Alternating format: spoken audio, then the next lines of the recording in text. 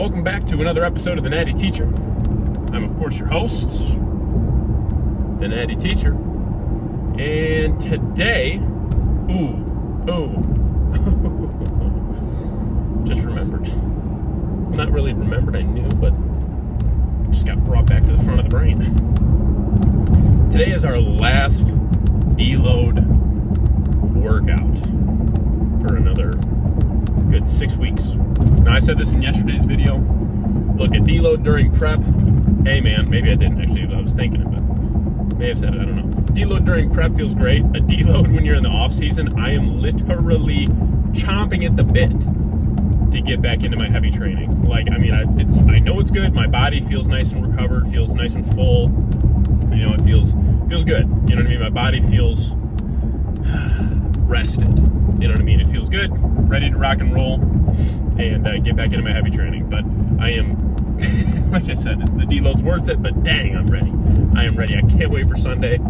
You know, get through this workout. Not get through. I'm blessed to do it, but you know, we'll get through or complete our DELOAD leg B workout today.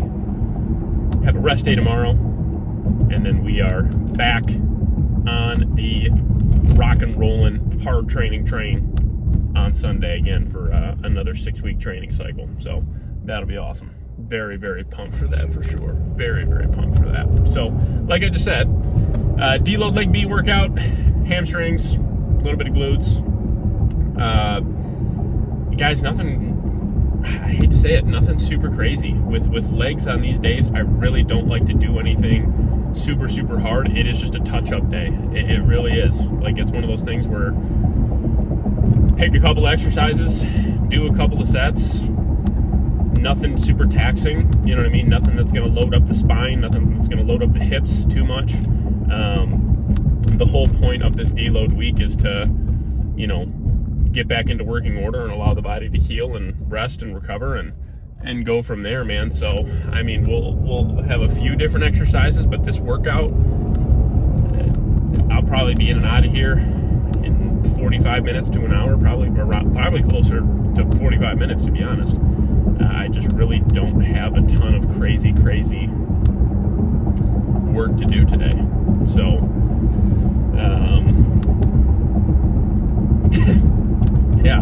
yeah, it'll be, again, it's not that it's going to be like boring or anything like that, but I just don't have a ton of crazy work to do today. Just nothing super intense. So, anyways, first exercise though, we're going to flip up the order a little bit.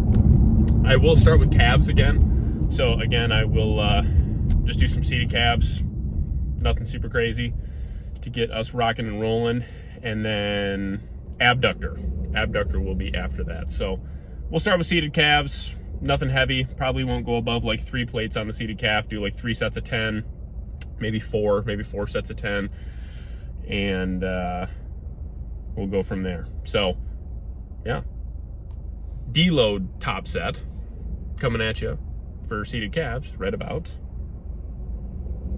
now. All right, first exercise on the docket here. We got a good old seated calf. Now, I did mix this up a little bit to where I loaded the weight a little bit closer to my toes. Not on the toes, but just closer to the toes. So more towards the top of the foot. And I actually felt this a lot more in the calves. I noticed when I recorded myself earlier this week, I was loading the weight really almost towards not the middle of my foot, but just past the midpoint of my foot. And I feel like that wasn't getting enough of a stretch and loading the calves as much as I really wanted them to. Definitely can move more weight there, but that's not the point. We want to feel the calves more and more. So again, we did 4 sets, 10 reps here to get us started for the workout. Just 3 plates, so nothing super crazy. Felt good. Then we moved on to abductor. Normally I would do this towards the end of my hamstring and glute day, usually one of my last exercises. But because we are not doing anything to load the spine or the hips super heavy or anything like that today, we moved this up to the front. We did 2 sets at our back off weight that we used last week before our DELOAD week, and just did 2 sets of 10, so nothing super crazy. Got a nice little pump skis in the outer portion of the glute and that outer portion of the leg. Felt really good. I think this is a slept on machine. The abductor and adductor machines are really slept on in my opinion. If you're not utilizing these and you have them, I would definitely do it. 2 sets of 10 here. Then lying hamstring curls, same concept, okay? 2 sets of 10 here, really coming out of the bottom of this movement hard, okay? So control that weight on the way down, but when we're coming out of the bottom, we are rocketing out of there hard. We are not trying to do some, 5-second curl on the way up. We are coming out of the bottom hard, we're touching that pad to just below the glutes, touching the hamstrings, and controlling that eccentric, controlling the weight on the way down. So I was actually very happy with this. This was still, man, I want to say about 140 pounds. 2 sets of 10 felt really easy, felt really good. Then we did 2 sets of 12 here on some glute hypers. Again, you cannot ignore your lower back on this one. It absolutely will be utilized. Any kind of hinging movement, just like an RDL, this glute hyperextension, regular hyperextensions. Anything where you are bent over, there is no doubt you are going to fire in your lower back and erectors at least a little bit, okay? You're going to feel it, whether it's for stabilizing purposes or just feel it to, help actually pull your body. Depends on the movement, of course.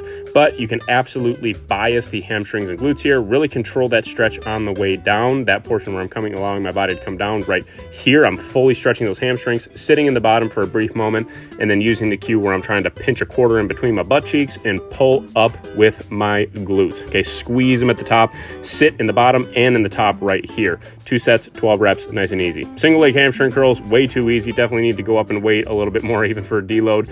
I made some adjustments from last week, felt really good. We did 1 set of 12 and 1 set of 13. I just wanted to do 13, I guess, on that second one. I felt like I could have done about 100 reps of these. So definitely will go up in weight for our deload and also for our working sets, in our regular training days. But felt good. Nice little pumpskis in the hamstrings before we moved on to crunches, which you'll see right about now. Again, machine crunches here, guys. If you have a machine like this where you have the little bar where your feet rest under, here's a little tip for you. Grab like some 10 or 25 pound plates and put one on each side of the bar, and you can actually angle it to where you can slide your feet in between the weight plate and the bar, and so you don't have to really brace with your feet. If you have a machine like this, you probably know what I mean. It's kind of hard to show you or hard to speak it without actually showing you, but again, it really does help with the stabilization piece on this exercise. So we did just 3 sets, 10 reps here, nice and easy. Just wanted to fire in the abs just a little bit because they are a muscle just like anything else. So even on a deload week, they should be worked a little bit. Yeah, I used to not, but I'm glad I do now. So again, 3 sets, 10 reps, nice and easy, and that was it, folks. Deload leg B workout in the books. Man, like I called it, that was probably all of a 45-50 minute workout. Very simple, very straight to the point. 4 working sets, 4 deload working sets, so they wouldn't even be working sets, they'd probably be back off sets, but 4 working sets of calves, and then about 8 total deload working sets of some glute and hamstring work. More hamstrings than glutes. But yeah, so very straightforward, very simple, guys. I wanted to answer one question, and this is actually my own question, but I think it's important as we are, ending this deload week. All I have now is just a half-hour cardio today, a rest day tomorrow, and we are freaking back at it on Sunday, crushing it. We have a new series, which I'm excited to reveal starting this Sunday. It's cool. It's motivating for me more than anything, maybe unrealistic for a lot of people watching, but for me, it's the end goal. So you'll see what that series is all about starting Sunday. I can't wait.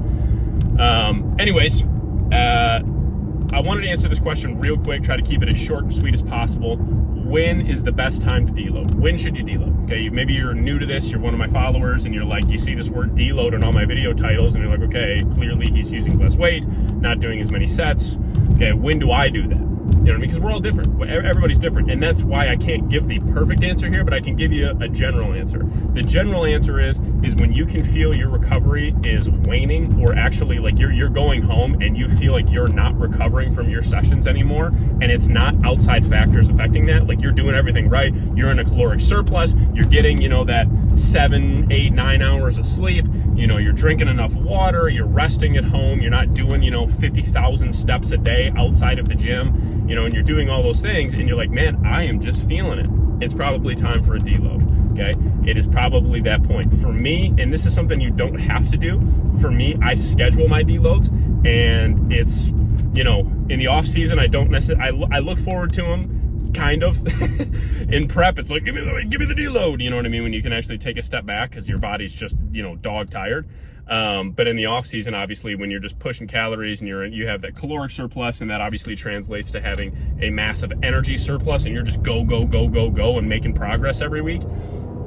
it can be tough to take your foot off the gas, but it's still important. And again, to circle back, you got to be able to just, it takes experience, it takes time, but you have to be able to recognize, like, I am going into the gym. And then another good indicator is if you're going into the gym and you are physically losing repetitions off of your sets. Like, let's say 1 week you go in and bench 135 for 10, and and you're like, man, that was good, all right. And then that, you work out for 6, 8, 10 weeks, and you go in that very next week and do 135 for like 6, and you're like, I just physically can't push anymore. Like, my forearms are giving out, my joints hurt, my chest is, super tight and sore.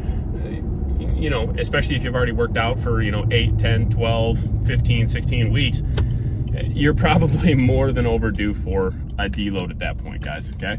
So again, to reiterate, those indicators, if you are physically losing strength and endurance off of your sets consistently, not just one set, but like multiple sets of multiple exercises, throughout your, training, probably indicator of a deload. And again, if you just cannot get that recovery going, probably also another indicator it's time to deload, okay? So if you have any more questions about that, please drop them in the comments below. I will answer 100%. You can shoot me a message on either TikTok or Instagram. Both the handles are the same. It's just at the Natty Teacher, just like it's spelled in my channel name. So if you have any questions, please feel free to shoot them to me over there. I will answer you, I promise. I'm pretty consistent with checking social media throughout the day, especially in the summer. Like, once the school year kicks off, it'll be a little less consistent, but especially during the summer. So give it a whirl. If you have any questions, let me know. And again, you can just drop them in the comments. I'll answer there too. That's probably the easiest. So I just got home. Again, I still have my half-hour cardio later. My wife and I'm going to go in and get my post-workout meal, and then we are going to head over to Aldi and load up on our weekly groceries. Aldi is the spot. Gotta hit up Aldi if you have not, if you got one close.